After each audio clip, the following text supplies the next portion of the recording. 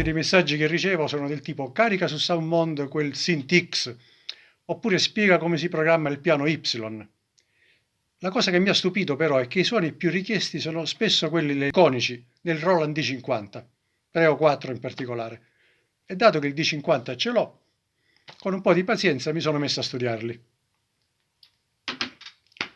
Qualche precisazione. Il D50 è stata la prima tastiera con effetti digitali incorporati e anche la prima a usare la sintesi sia sottrattiva che i suoni campionati, anche insieme.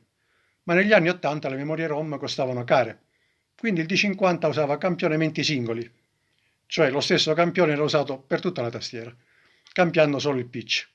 Mentre sulle moderne tastiere di solito i suoni sono campionati su più aree e per alcuni timbri anche a vari livelli di dinamica. Per questo motivo non troveremo qui un suono che riproduca fedelmente quello del D50 lungo tutta la tastiera, cioè magari va bene qui ma non va bene lì. E quindi ho dovuto inventarmi qualche compromesso, ad esempio usare un suono a sinistra, un altro a destra, combinazioni, eccetera. Tra l'altro quella tastiera, anche se digitale, ha un bel sound analogico e non è facile ricrearlo qui. Sul D50 la performance si chiama patch, ha due sole parti, dette tono upper e tono lower, ognuno con due soli elementi detti parziali. Per replicare meglio i suoni, quindi ho anche ascoltato singolarmente i 4 parziali. Le patch che ho scelto sono Fantasia, Future Pad, OK Corale e Staccato Heaven.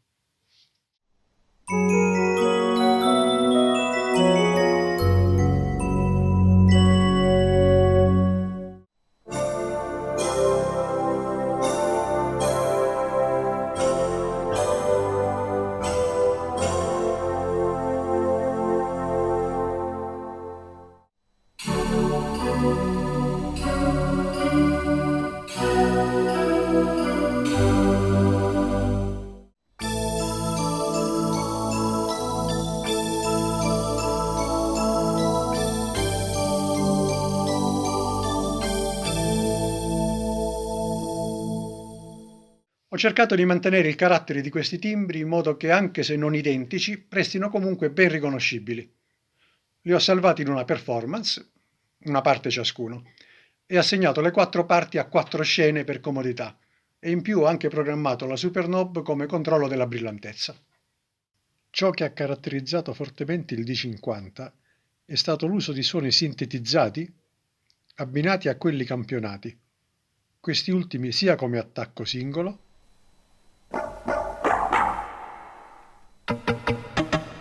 che come suono in loop.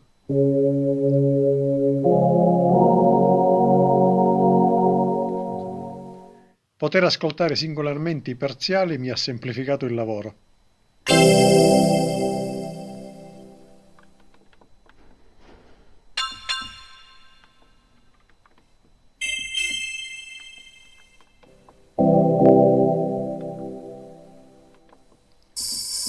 La sintesi FM del DX7 ci aveva abituati ad attacchi cromatici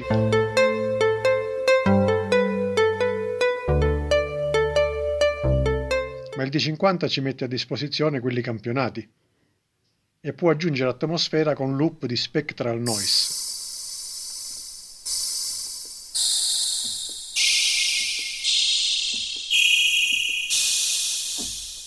Quando viene usata la sintesi sottrattiva, il D50 permette di definire la larghezza di impulso della forma d'onda.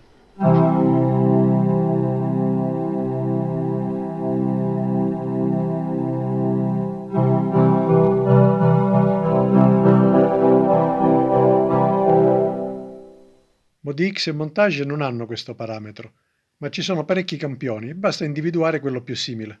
Nei nuovi modelli con sintesi NX invece è possibile scegliere il valore dell'impulso. Ho regolato filtri, inviluppi, equalizzatore, chorus e riverbero.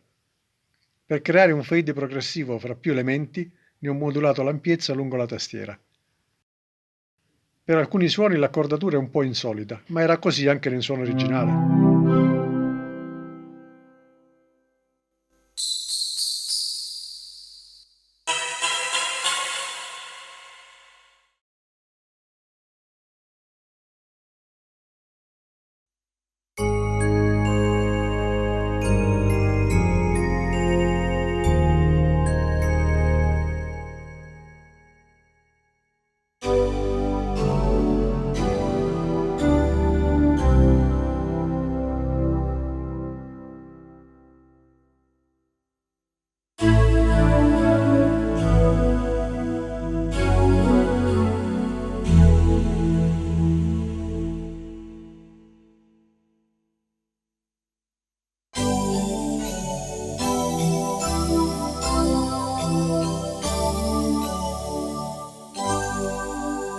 La Supernob, come ho detto prima, regola la brillantezza, più precisamente il livello dei suoni spectral.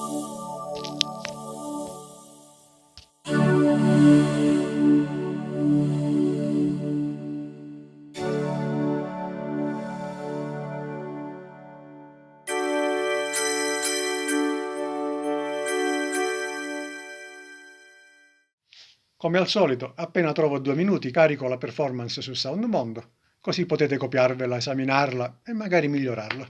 Buon divertimento!